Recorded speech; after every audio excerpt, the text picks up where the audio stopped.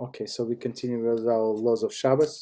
Today is class number 3, and we're starting from Chofetz Chaim, Loshan Hara, laws of derogatory speech, breach of halacha.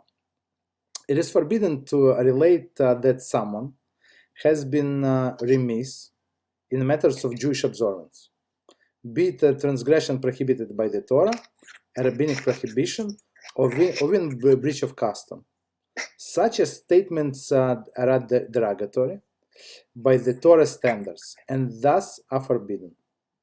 So what does it mean? That if it's not for constructive purpose, and we're going to discuss what constructive purpose is, so basically just to talk badly about somebody, so it's not allowed.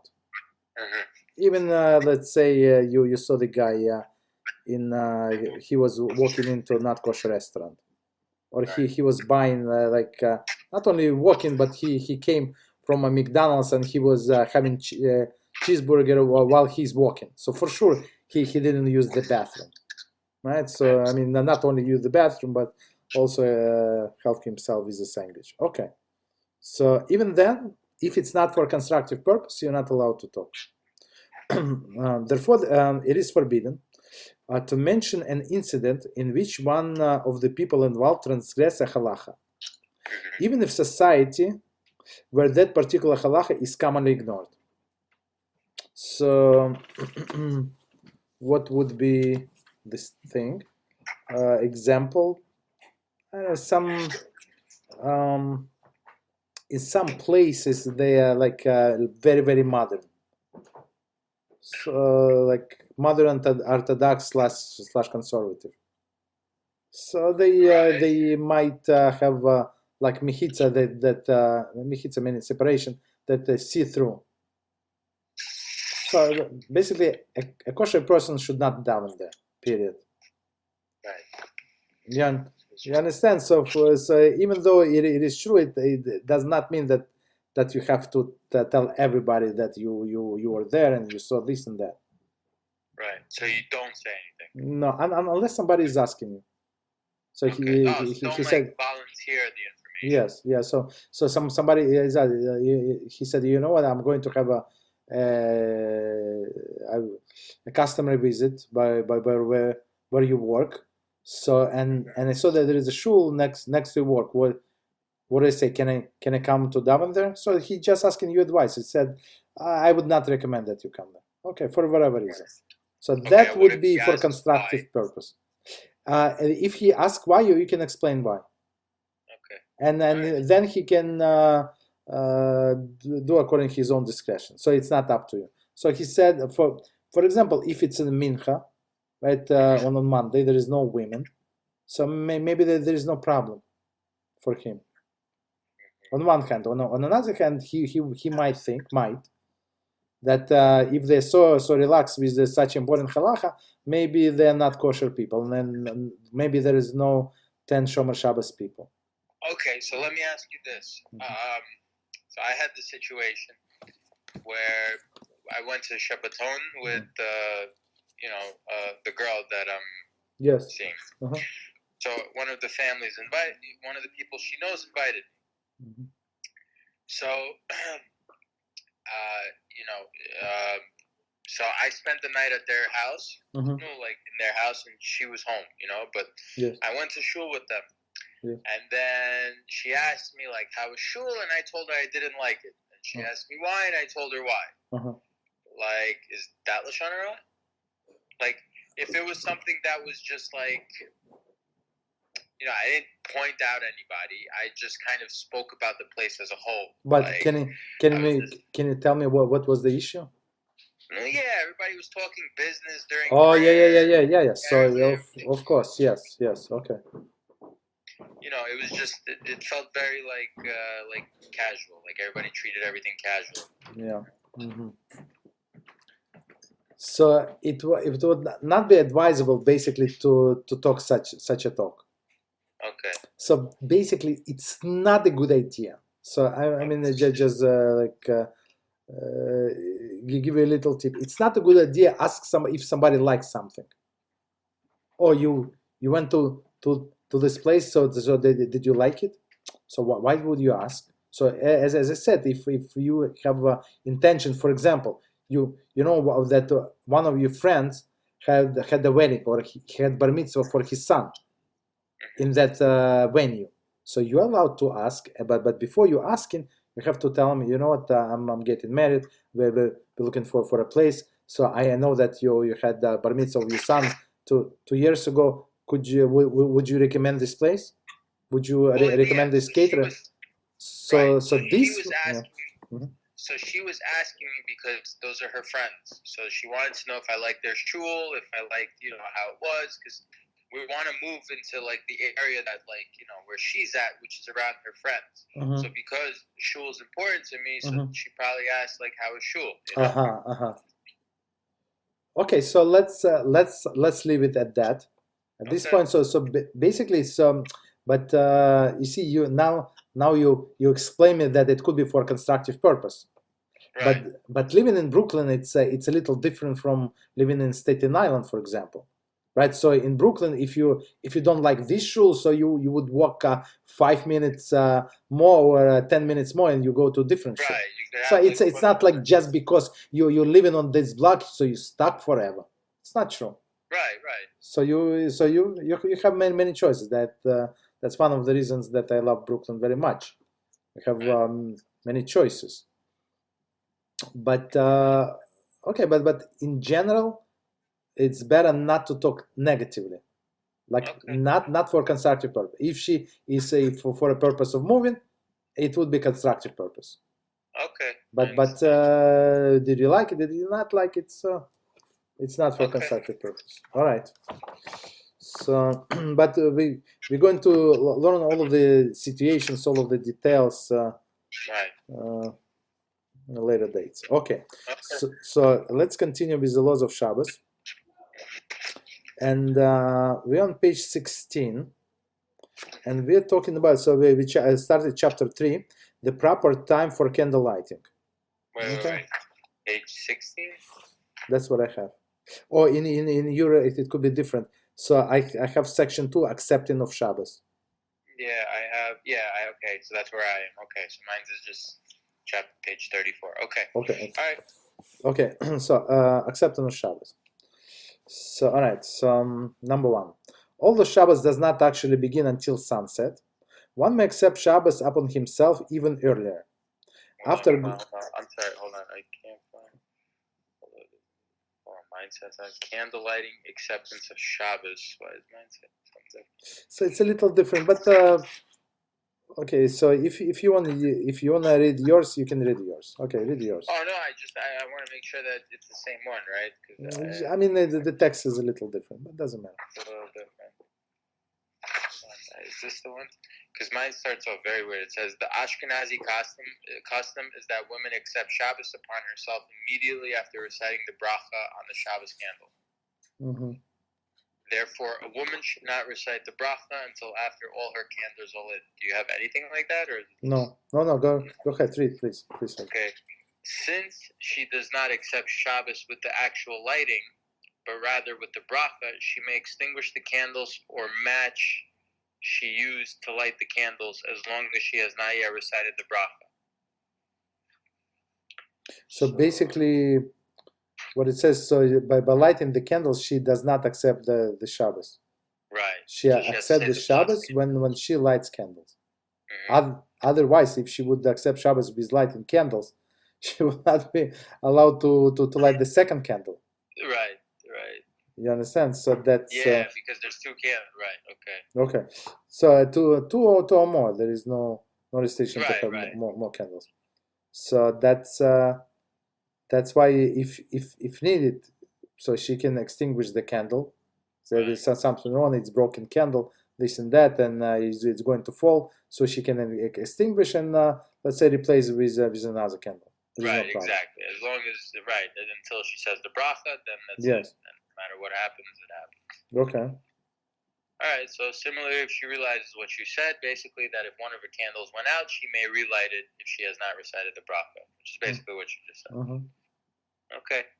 And then the next one I have is activities permitted after candle lighting. You have that? No. No, I don't. No. Activity of okay. So let me try to read what I have. Okay. And then so it says although Shabbos does not actually begin until the sunset, one may accept Shabbos upon himself even earlier. After doing so, the person becomes bound by all the laws of Shabbos, as if the Shabbos has already begun. So, as explained above in section 1, part 2, the earliest one may do so the 1.25 hour before the sunset. So, as we said before, there is such a concept as plaga mincha.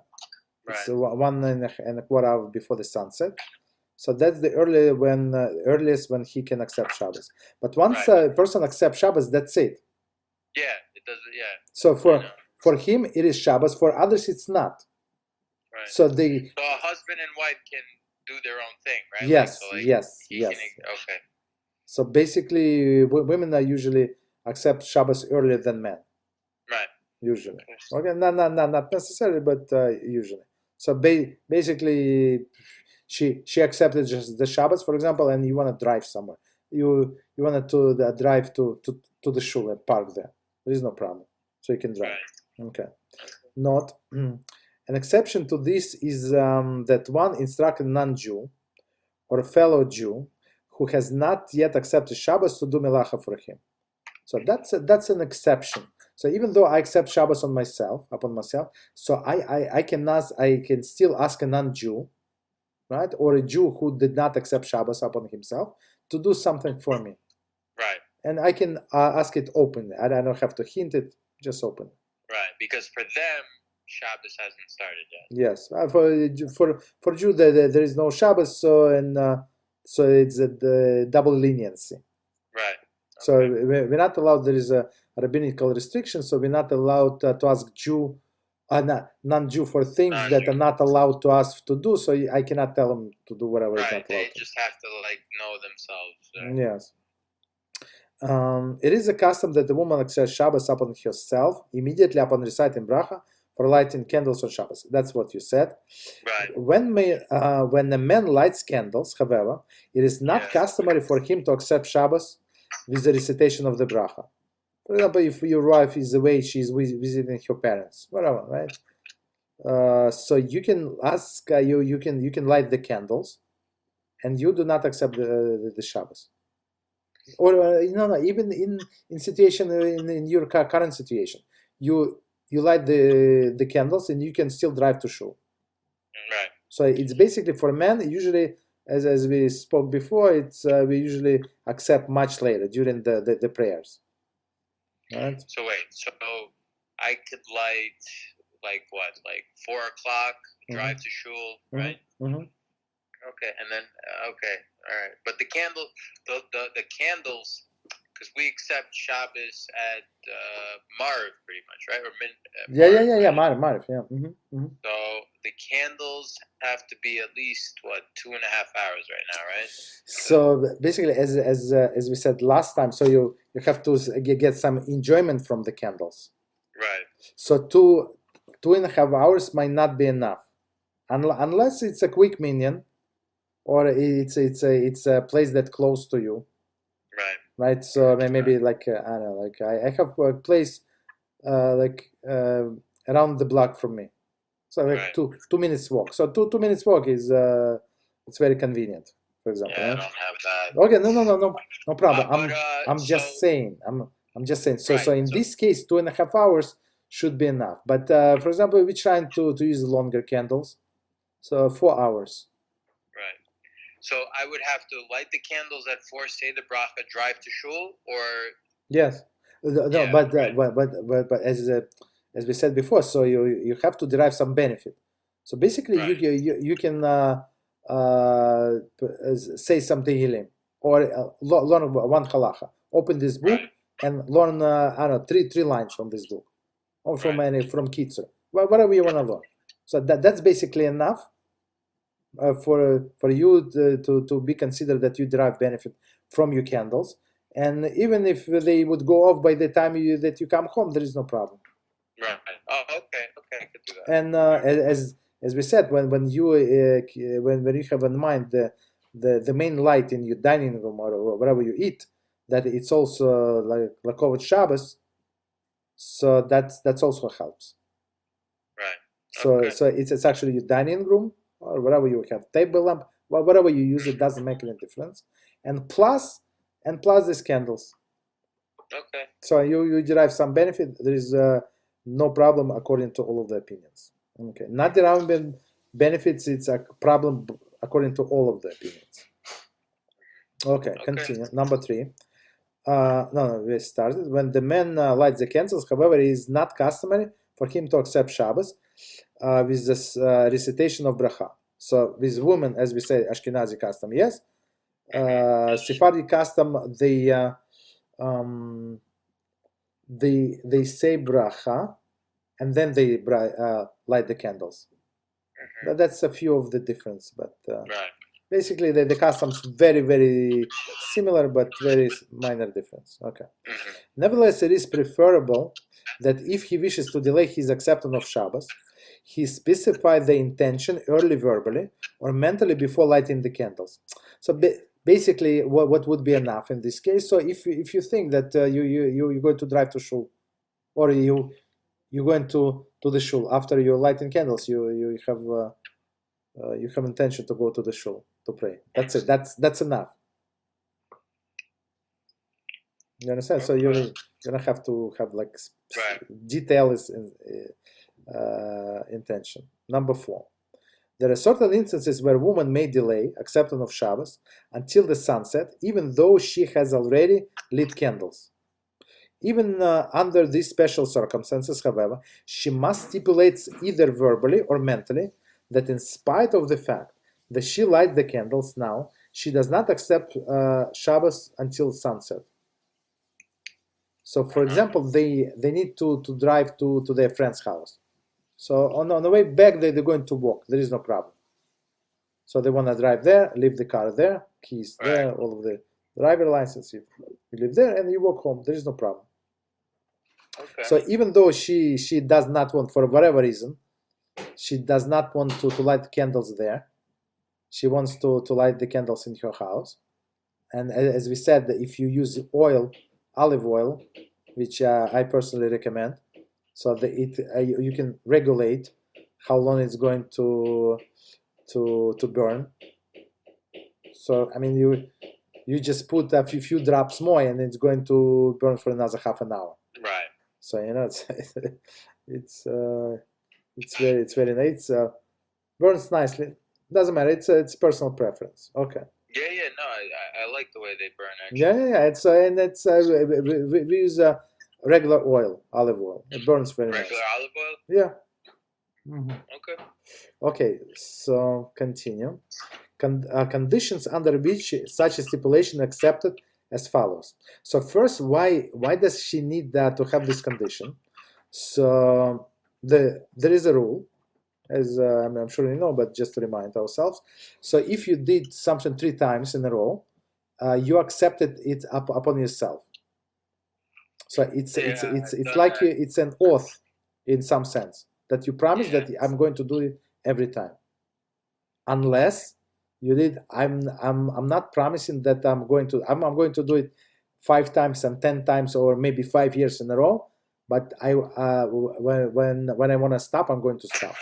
I'm not obligated myself as a promise. Right. So I gotta have that intention myself, right? Yes. Every time.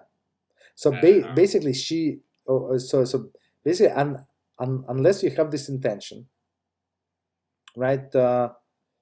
Explicit intention. So after the 3rd time, it's like you obligated to do that. Oh man, this one I'm gonna have a tough time with because I'm not gonna remember. I have such a bad memory. No. So basically, so that's one of the things that we do before Rosh Hashanah.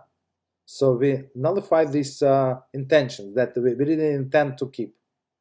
Okay. I said I started doing this, but that's not what I meant. Or you can always go before in front of 3 people, regular Jews, and they constitute a court, Jewish court, Beis Din.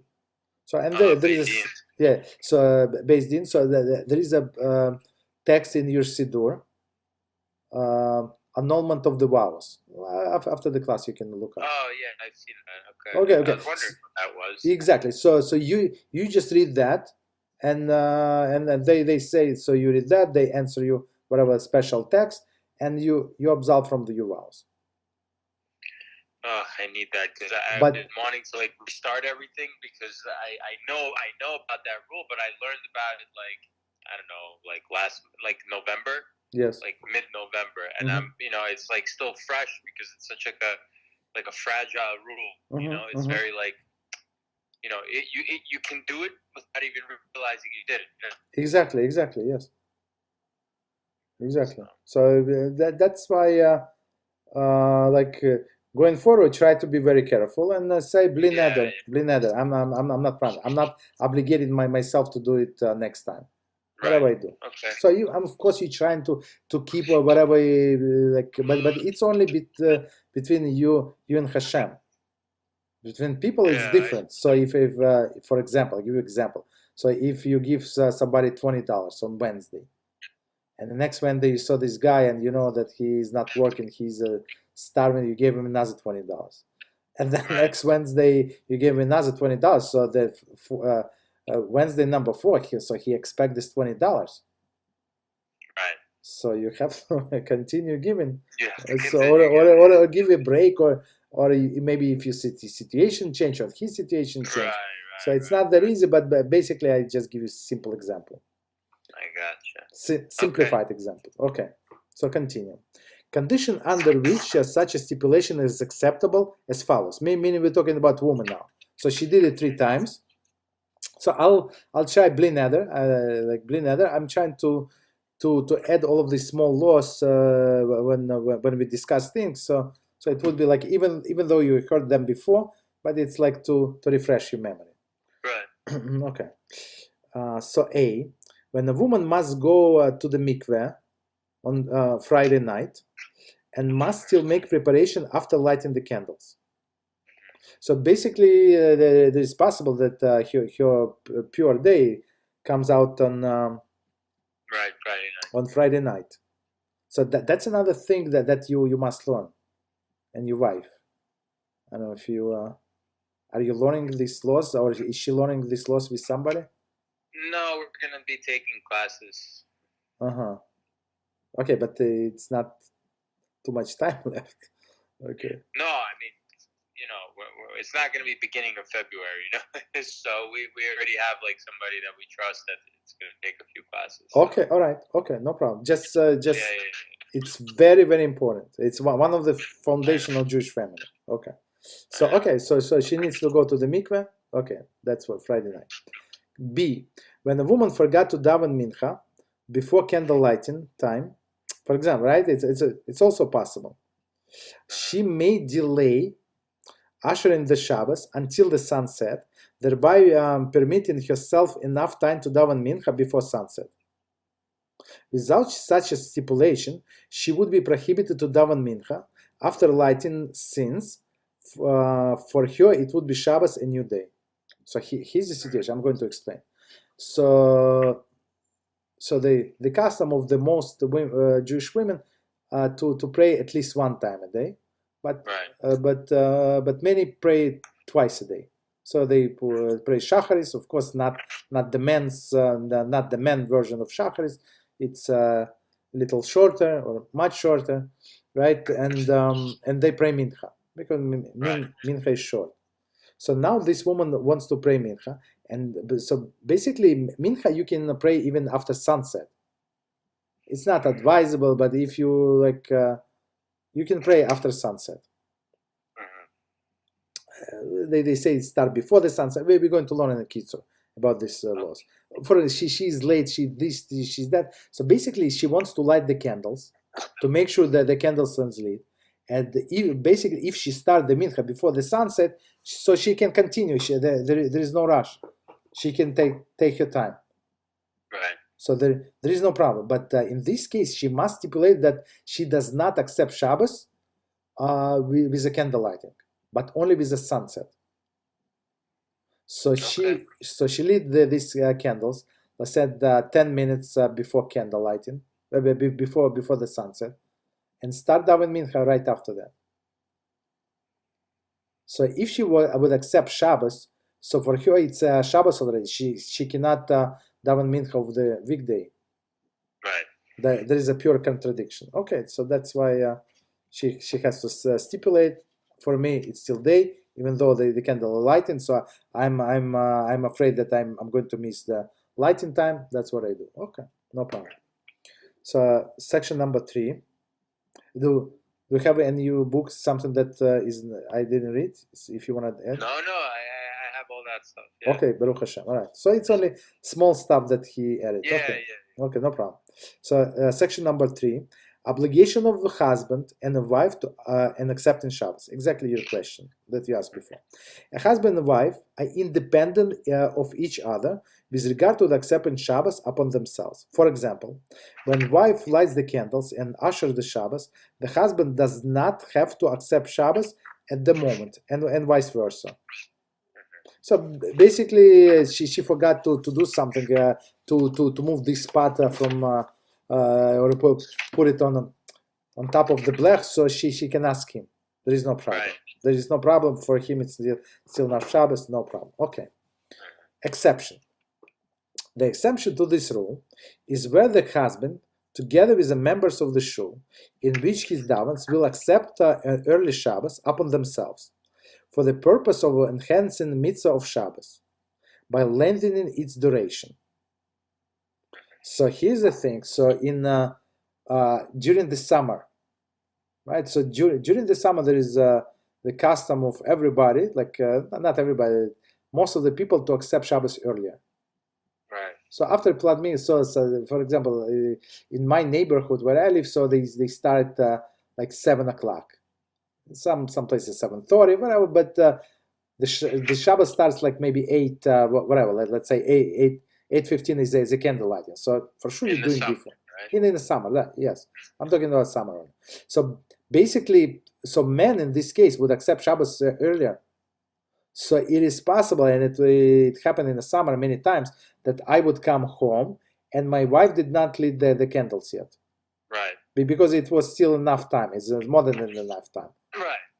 So she was busy with preparation, this and that. So basically, there is no problem. So I already davened Mariv. I accepted Shabbos, but she did not. Possible. Okay. She can't do anything, but she can do whatever she wants. Yes. Okay. Or in order, yeah, go ahead. Sorry. No, listen. Okay. Or in order to erect the barrier against the possible desecration of Shabbos, which may arise from permitting work until the last minute. So basically, they don't want if they leave everything until last minute, it's they're going to miss the candlelight in time. So they say let's accept Shabbos half an hour before. It's a very good sgula, like it's a good thing to do, to accept Shabbos early. How much early? As much early as you can, 10 minutes, 5 minutes, whatever, but earlier. In this case, the wife and all other members of the household must also accept Shabbos as an early Shabbos. So meaning when he's afraid that she's not well organized, for example, right, and she might do this and then remember about that. So not a good idea, right? So they want to accept Shabbos early, no problem. However, if their reason for accepting early Shabbos is for the sake of convenience, which is possible, as common in the summer, when people do not want to wait until the late to eat Friday night meal, the wife and the family are not bound by accepting Shabbos earlier. So basically, so you can separate here. Thus, the wife may continue to do work even though her husband has already begun Shabbos davening in shul. So in this case, they just separate things. So she can still cooking and stuff like that, and he already coming home from shul. For him, it's 100% Shabbos. For her, it's not. Okay. So all right. So number 4, Chapter number 4, Shabbos candles. Part 1, type of light. All of the commonly available candles may be used provided that they burn nicely. Likewise, clear burning oil may be used. So, whatever oil, some use, like I use olive oil, some people use different oil.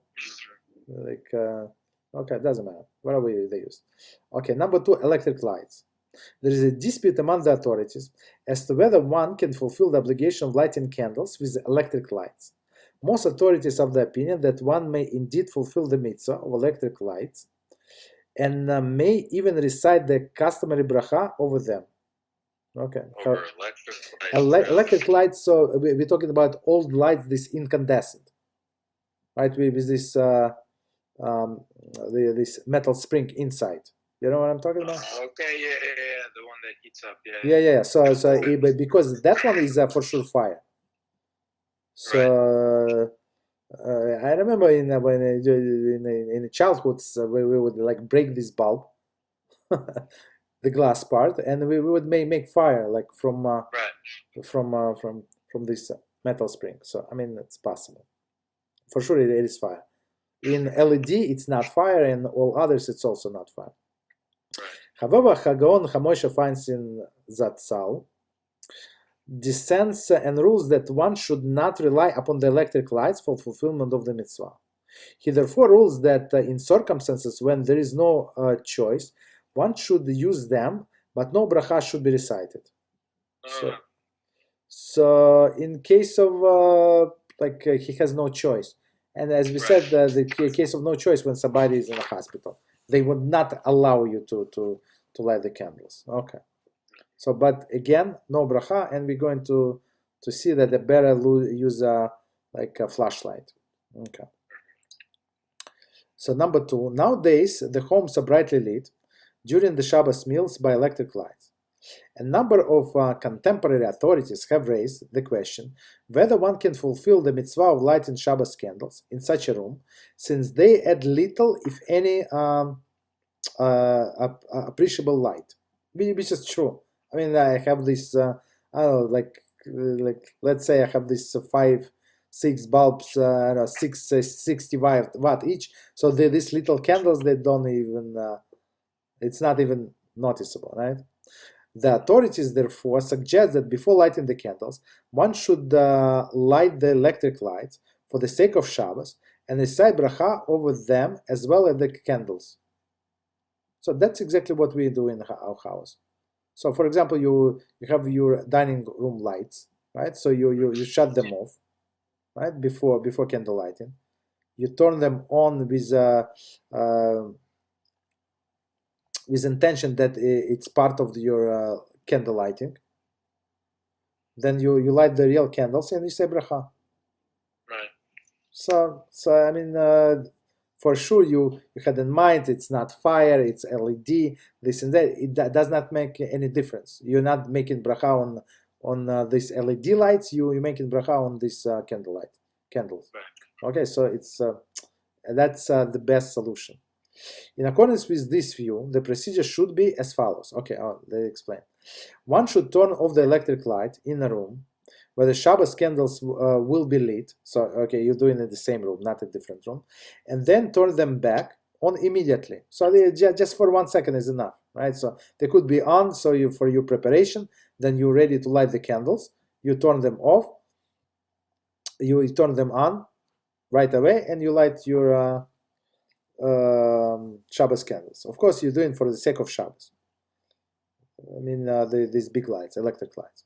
The Shabbos candles then should be lit, and bracha, which is recited, will apply both to the candles and electric lights. So this last paragraph just remind you to teach you one more halacha. So when you're going to install these mezuzahs in your grandmother's house, so you need only the one bracha. You really need different separate brachas. Right. So you say one bracha on, let's say you start from outside door mezuzah, right? So you say only one bracha, and just keep quiet. So try not to talk unless it's need for a need of installation of the mezuzah, and you can install 500 mezuzahs with that one bracha. Okay, and it's proper. So unless you have to go to the store and this and that, you have to go downstairs to your car, you forgot the drill and hammer and this and that, so then you would need another bracha because it was interruption. But if you continue doing the same thing, it's one bracha is enough. Okay. And not only enough, that's proper to do everything with one bracha. Continue, part number 3. Part number 3, and it says how long the candle should burn. Okay. Number 1, the Shabbos candles must burn at least until the beginning of the meal. So that's why I exactly said. So you need to like calculate how much time you need. For example, if you go to the shul, so until you come back, so at least till the beginning of the meal. Preferably, they should burn throughout the meal. That's why we buy these 4 hours, and that's the best thing. Or oil, they can burn like much longer. If they burn out before the meal begins, and no other benefit was derived to them, the bracha said in vain. That's a big problem. That's a huge problem. Bracha v'latala in vain. So basically, as we said, so the what can you do? As we said, just learn one halacha. Just one halacha, or say the one tehillim next to the Shabbat, to the slide. That should be enough as a benefit. Otherwise, it's a big problem. Or have a longer candles. Okay. So continue. You clear with that? So number 2 says one who accepts Shabbos early, for example in the summer months, and eats the entire meal before the nightfall, is considered to have derived benefit from the candles on Shabbos, even if they burn out before the nightfall. Since the Shabbos meal was eaten by the light of the candles, this is sufficient for the mitzvah. So I mean, if you accept Shabbos earlier, like even at Plaga Mincha, so you might have even around like 2 hours or more before the nightfall. Wow, so nightfall now, let's say. Is... No, not now. Sorry, maybe talking about summer. In summer, talking about summer. Oh, they're just strictly in the summer. Yeah. So when the days hours are longer and stuff like that. So basically, he can what they're trying to say, that he can finish his meal, right? He can finish his meal. And he can finish his meal, and it's still before the nightfall. Right. But there is no problem, because this meal was for the sake of Shabbos. There is no problem. Okay. So continue. Number 3. If one does not eat the meal by the candles, but the light of the candles was used to prepare for the meal, this too is considered a derivation of benefit from them. And bracha was therefore not in vain. So that's another solution. For example, you making a salad for yourself. You're doing I don't know, like preparing meal, or taking a dishes out. Whatever you do, any preparations is good. It's good for this. Okay, continue. Number 4. If one leaves after the candle lighting to eat in another house, he must make sure to derive benefit from the candle either before leaving or after returning home. So as we said before, so solution, again the same solution. Try to learn one halacha before you eat, before you leave, or you can light the candles there. Right. Whatever you want. So do something to benefit. Yes. So if you want to do it before, or if you go like there only for quick meal, I don't know, they don't talk Dvar Torah, so it's going to be only like, I don't know, half an hour meal, let's say. Right. 40 minutes. Whatever. Okay. So whatever, it's 40 minutes. So basically, if you have these 4 hours candles, so by the time you come home, they would be still lit. So there is no problem. So you can, continue. Number 4, numbers of the candles one lights. Okay, part number 1. The obligation to light candles is fulfilled with kindling of a single candle. So if you summer, so you don't have candles, stuff like that, so one single candle is enough. However, the general custom is to light at least 2 candles. Right? The reason for this is the mitzvah of Shabbos is given of 2 commandments. First, Zachor, right?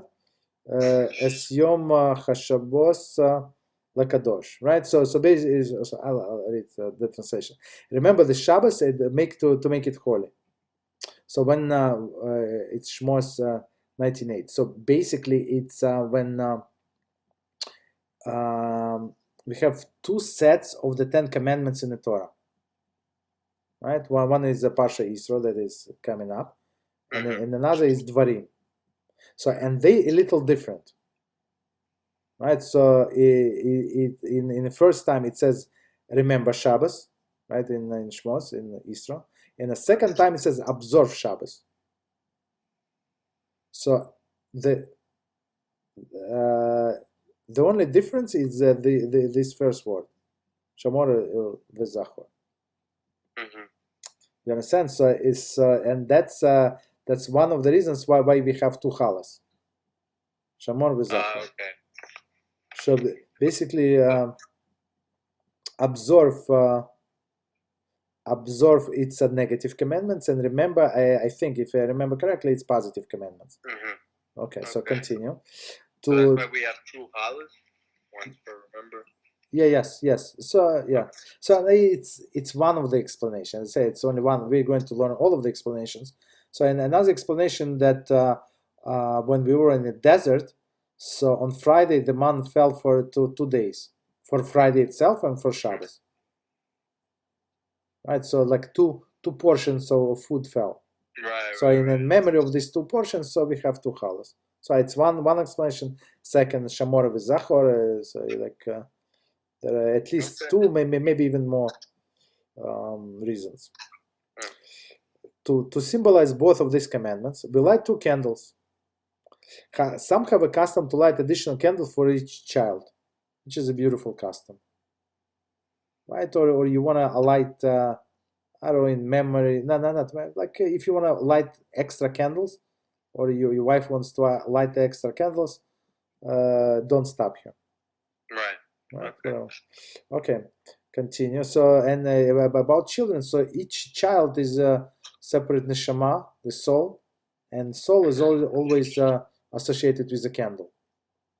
Right, so that's why we will light additional candle for each child.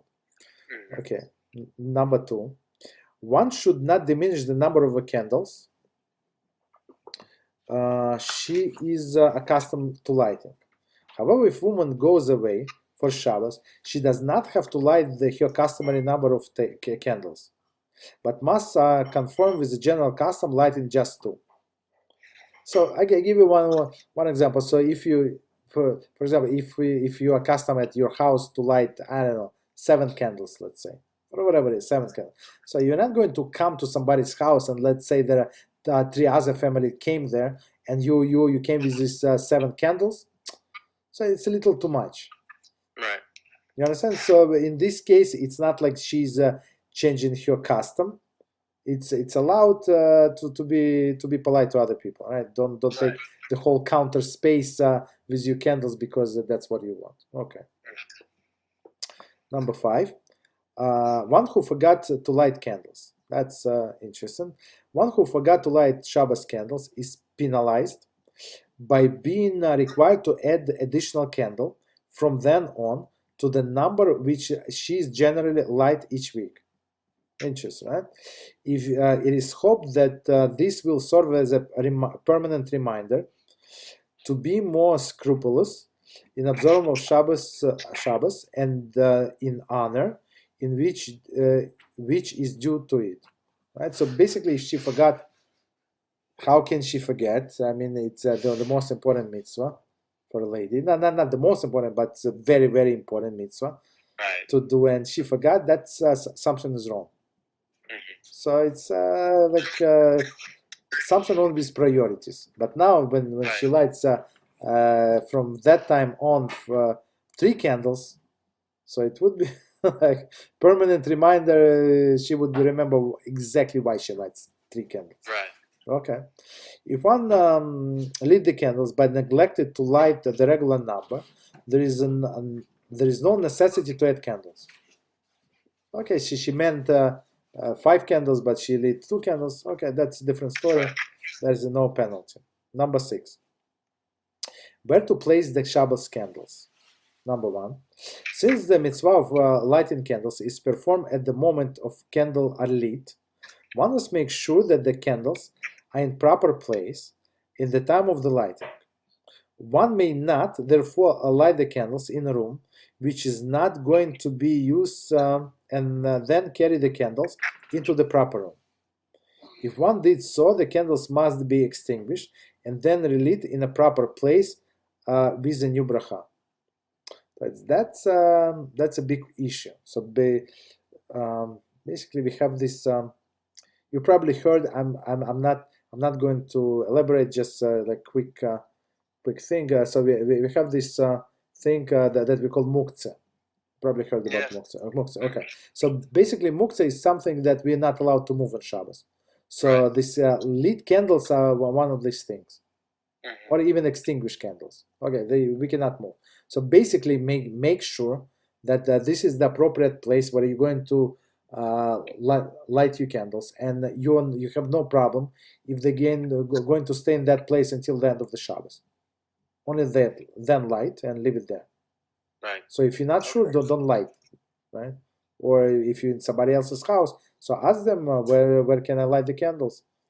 They show you. It's very important. Otherwise, they say so it's not appropriate to light in one candle and then carry, because it's not allowed, first of all, and there is no mitzvah. Okay, so she as the author says, last sentence again, if one did so, the candles must be extinguished. So we're talking about he didn't say, but maybe he's going to explain later. So but it's only if it's before Shabbos, if she has still has time to light before the night, before the sunset. So if it's after sunset, that's it. She cannot move them. That's too late. Okay, continue. However, the woman who lit the candles cannot be the one who does this, since she has already accepted Shabbos upon herself by making the bracha over the candles. So there are two separate things, right? So in her case, it happened simultaneously. Her accepting of the Shabbos and reciting bracha. It's very good, right? But after that, even the candles extinguished. For example, it was like wind. Like sudden wind, and it's extinguished the candles, or it was air conditioner, right? Blow off the candles, but still there is Shabbos for her. So basically, she cannot. So if she wants to move these candles to somewhere else, so only her husband or somebody else who does not accept Shabbos yet can move these candles, because for her, even though she did not lit in the proper place, for her it's still Shabbos. So one more time. So thus she may no longer extinguish or light the candles. So extinguishings also forbidden work on Shabbos. Consequently, if the husband or some other member of the household should put out the candles, relit them in a proper place, and make the bracha over them. So no problem. Number 2. Since the main Shabbos candles are the ones illuminated the table at which one eats, the candles should be on or next to that table when being lit. So the proper place, right? So so you can derive benefit if it's like behind the counter or wherever you cannot see them, even there in the kitchen. So there is no use unless we say that you use it for preparation of the food. That's also good. Okay, number 3. If the candles were not lit at the table, but were at the place which does require a light for Shabbos, one is permitted to move them to the dining room without relighting them. For example, they lit it on the countertop, and now they want to move it to the dining room table. So her husband, not her, it's her husband. As previously mentioned, this should not be done by the woman, since she already accepted Shabbos. However, this may only be done in a case of need, since some authorities consider even this improper. So basically, the bottom line, before you lighting candles, just make sure that it's a proper place, and so you would not have to move them. Okay. Number 4, in this connection, it is worth noting that this presents a special problem in regard to the holidays of Sukkot. When people eat in a sukkah, but for a variety of reasons, find it difficult to light the candles there. Okay, so if like sukkah is too small and too many people, so if you light the candles, for sure somebody is going to knock these candles off. You understand? That's the issue. Okay. If the candles cannot be lit in a sukkah, they should be lit in a house, in a place where they will be of benefit. For example, when they prepare the food.